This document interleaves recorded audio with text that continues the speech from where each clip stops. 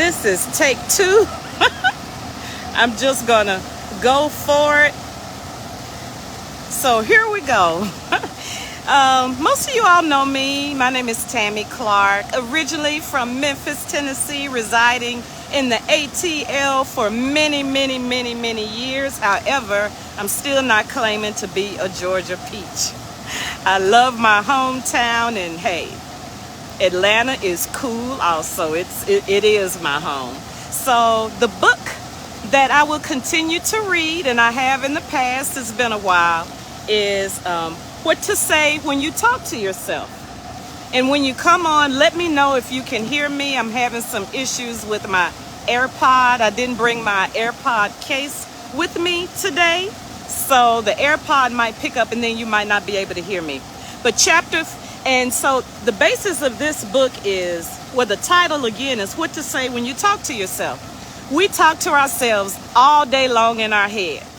And if you took out a piece of paper and wrote down everything that you say to yourself every day, you would be shocked at how you disrespect yourself every day and you put limits to your situation. So as I do this live, as I'm talking to you, I'm talking to me. So actually, you're helping me be accountable for rereading this book. So I hope something that I share with you, you can take away and it can enhance, improve your life, or something to think about. So when you're listening to this, think about it for yourself, not for somebody else. Because as I'm reading it, I'm thinking about it for myself, not for somebody else. Because we can always point fingers to other people, but when you point those fingers to other people, these fingers are pointing right back at you. So here we go. Chapter 4, New Discoveries. Neuroscientists have learned that much of what we had suspected about the human brain is true. The brain operates very much like a personal computer. It's not that simple, of course. For one thing, the brain is still many times more powerful, in some respects, than the most powerful computers we have yet created. Now that blows me away. My brain, which is the side of, I don't know, definitely not a watermelon, maybe a cantaloupe, is more powerful than this iPhone. That is something. Even though the adult brain weighs only about 1,600 grams, about 3 pounds, and looks more like a lump of gray cauliflower than a desktop computer, the brain functions in some important ways, much like the man-made computers they are patterned after.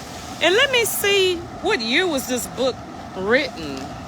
It was written in 1986 and edited in 2017, so I don't know if he was talking about the computers in 86 or 2017, but either way, our brain is more powerful than a computer, that is really saying something. We have more power than we give ourselves credit to. It's just, what do we do with that power? All right. In non-technical language, a typical computer has a few basic parts: a screen, a keyboard or touch screen, and a programming and storage device. Each of us has similar parts. In us, the computer's display screen is comparable to our appearance and our actions, what we display to the world around us. Our keyboard or input device is our 5 senses. Oh, they're taking me back to grade school. Y'all not going to get me to name my 5 senses. I know a couple of them: sight, touch, feel, hear. Don't put me back in grade school, but you know what I'm talking about. In us, the computer's display screen is comparable to our appearance and our actions, what we display to the world around us. Our keyboard or input device is our 5 senses. Anything we hear, see, taste, touch, or smell. See, that gave me the answer. It's been a while since I read this book. Is our 5 senses. Anything we hear, see, taste, touch, or smell, and anything we say to ourselves is input to our brains through our 5 senses. A computer uses a device to record and store information. In our brains, the storage device is our subconscious mind. Wow. Messages we receive repeatedly are recorded and wired into our subconscious minds. Let me turn the page with my one hand. Let me see how skilled I am. My daughter bought me this beautiful iPod. No, let me see. Not iPod. This stand. But guess what? I have to find the base. Shh, don't tell her. So I'm holding it with one hand and holding my book with the other hand. And it's really been chilly the past few days in Atlanta, but today it is a little warm. So let me continue. If you understand computers, my simplified explanation would be obvious and easy to understand. But an in-depth knowledge of computers isn't important. What matters most is knowing that whatever is programmed into your own personal mental computer is permanently programmed. That's scary. That is, whatever programming you have received up to now is just as important and just as permanent as any program that has been typed into the most powerful man-made computers. And we are exposed to so much, way more than when this book was first written in 86. 86, there was no social media. The control center. To help simplify, and if you cannot hear me, type that, Tammy, I can't hear you. So I hope y'all that are watching me can hear me.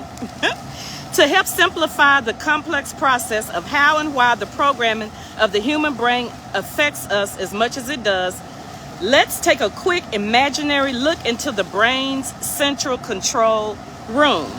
That is the part of the brain where commands are received and where all the orders are handed out. The part of the brain that makes us feel good, work hard, and get things done. Or, when not so well directed, it makes us slow down, fear the outcome, and stop dead still in our tracks. Imagine standing in the control center of the brain, in front of a wall that is completely covered with literally tens of thousands of light switches, much like the light switches in our homes. One section of switches controls our moods. Another section governs our health. Another group of switches controls our emotions. Another, our planning functions. Another, our hopes and dreams. Another section is responsible for how we act, how we move, sit, stand, walk, look, speak, react, and respond.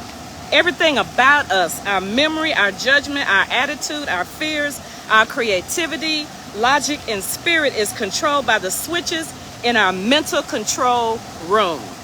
When any command is transmitted to the control room, the proper directions are sent to the appropriate panels of switches within a fraction of a second. Some of those switches are turned off or turned on.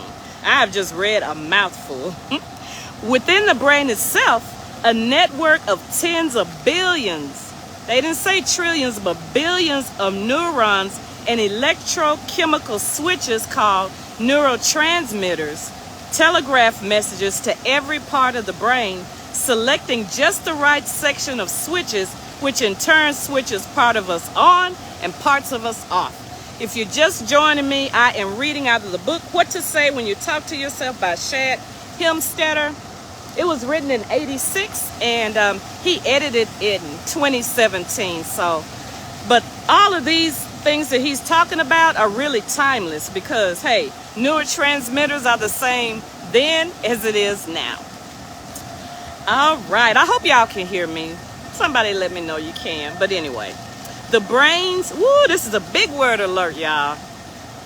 Infinitesimally small chemical receiving centers respond to almost imperceptible electrochemical signals that deliver nearly unmeasurable but highly potent chemical substances to our brain. Wow, the brain does all that? Thank you so much, Millicent. Hope you're having a good day. Our central nervous system and to our bodies, which in turn control or affect everything we do. It is the brain's responsibility to take care of us. It does so by constantly monitoring our needs and directing the various parts of our systems to take the necessary action. I am just amazed how God created the body and all parts of the body to work synergistically together with everything, especially our brain. And we only use maybe a teeny, like 5% of it. And Lord knows I'm doing my best to tap into that other percentage. So hence the book reading. Okay, it's the brain's responsibility to take care of us. It does so by constantly monitoring our needs and directing the various parts of our systems to take the necessary action. The brain automatically responds to every one of our unconscious electrical/chemical, mental, and physical commands. Wow. That's why affirmations is so important, and what we say out of our mouths is so important. Whatever we say out of our mouth, whether we believe it or not, it sends a wire to our brain. So that's deep. Okay, the brain automatically responds to every one of our unconscious, even unconscious, we don't even have to say it, we can just think it, electrical, chemical, mental, and physical commands, those that are principally concerned with keeping us alive. Okay, just a little bit more. Chapter 4 will be over, but I am learning something, relearning something. I read this a while back, but you know that when you read a book, it depends on the season of your life you're in, what you pick up in that book. So you can read a book 10 years ago and pick it up today, and it's like you never read it, even 2 years ago. The biochemical electrical impulses called thoughts. Woo, thoughts are things. Did y'all know that? It was comparing the human brain to a computer that we were led to first truly new breakthrough in our understanding of human behavior in many years. This breakthrough came when we discovered the direct link between our own thoughts and the physical wiring of neural pathways and networks in our brains. We learned that the human brain responds strongest to a special kind of command. Key electrical impulses that also turn the switches in the brain on or off. These electrical impulses, the special mental commands that direct us, control us, and wire neural networks into our brains are called thoughts. Every thought we think, every conscious or unconscious thought we say to ourselves is translated into electrical impulses in the brain, which in turn direct the control centers in our brains to electrically and chemically affect and control every motion, every feeling, every action we take, every moment of every day. Whatever thoughts you programmed into your brain or have allowed others to program into your brain are affecting, directing, or controlling everything about you. Let me stop on that paragraph. When it says, or have allowed others to program you, others can be YouTube. I'm a YouTube head, always on YouTube. And not all the time am I feeding my brain positive stuff. Not all the time. I can confess to that. TV programming. That's why it's called programs. And it's, I heard through the grapevine, y'all can correct me on this, that there are 5 families out there that control all of the programming. And those families are billionaires, and they want to remain billionaires. So they interject different TV programs, different things to be exposed to us, to distract us from our purpose. But that's another subject from another day. You can refute me on that in the comments, but that's what a man told me. And I've read that before. So programming is very deep. Whatever thoughts you program into your brain or have allowed others to program into you are affecting, directing, or controlling everything about you. From the day we were born, we have received a staggering amount of programming, millions of messages in our lifetime. Some of the programming is obvious, but much of it we are never even aware of receiving, even from our parents when we were growing up. You know, our parents did the best they could with the knowledge that they had, and I'm sure whatever info they relayed to us, they thought it was in our best interest. It may not have been packaged verbally in the best way, but their intentions were good. But a lot of times you can say, I can remember things that people said to me when I was 6, 7, 8 years old that I can still remember. And whatever their intentions, I'm sure their intentions were good and they were doing the best that they could, but they can affect a child. So anytime I'm around a child, I do my best to say positive things, give them positive affirmations. I'm not perfect. I wasn't perfect with my daughter, who's a grown young lady, but I did my best. I wasn't always positive and said the right things and did the right things, but we have to be careful of that. Y'all out there with mates and spouses and things like that, and sometimes you can say or they can say something that can just change the whole relationship at the drop of a dime. And there's an old saying that says, sticks and stones will break my bones, but words will never harm me. That's a flat-foot lie. Words harm people every single day. So I said at the beginning of the live, a lot of you weren't on it, I'm reading this for me and reading it for you. So I'm talking to me, I'm talking to you. So this book is helping me also. The obvious programs are those comments, questions, and statements that are made to us directly. When we're young, we were told by our parents and other adults what we can and cannot do. We are told what we are good at and what we are not. We are even told how we look. We are told what to expect, what to believe in, how to act, and what to do or not to do. And even though you may think of some things that you have told your children or whatever, it's never too late to apologize, to be humble, to say, I did the best I could at that time. So forgive me if anything I said harmed you or hindered you. But then again, some things our parents or some things that we experienced in our life may affect us, but we got to move on. We got to be adults. That happened. We can't rest in the negativity.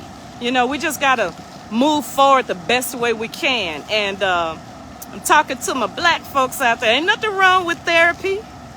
If your job offers it, even if it doesn't, if you think you need it, get it.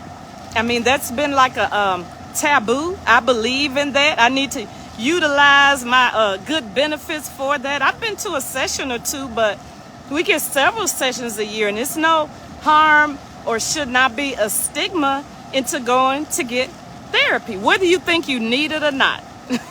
My therapy session I had a couple of years ago, I spent the whole time crying, and I'm not even an emotional person.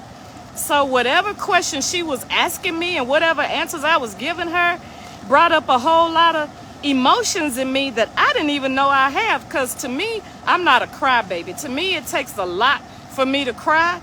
But boy, during that therapy session, I was crying. I'm like, what in the world am I crying for? So it's never too late. Thank you, Millicent. I appreciate it, girl. Okay, the last paragraph. Because starting out as children, completely dependent on others, it is important to our survival to listen and to believe what others say. And we learn to accept what others tell us. In time, with repetition, it is wired in, and we learn to believe it. Well, that's the end of chapter 4, New Discoveries, what to say when you talk to yourself. I hope that you got something good out of this live, and I will be back with chapter 4 soon. Don't have an exact date and time, but I'm going to do better because I want to be better. Y'all have a good rest of your day, and I'm going to turn this around so you can see some of the beautiful scenery that I see here at Centennial Park. Have a good day, y'all.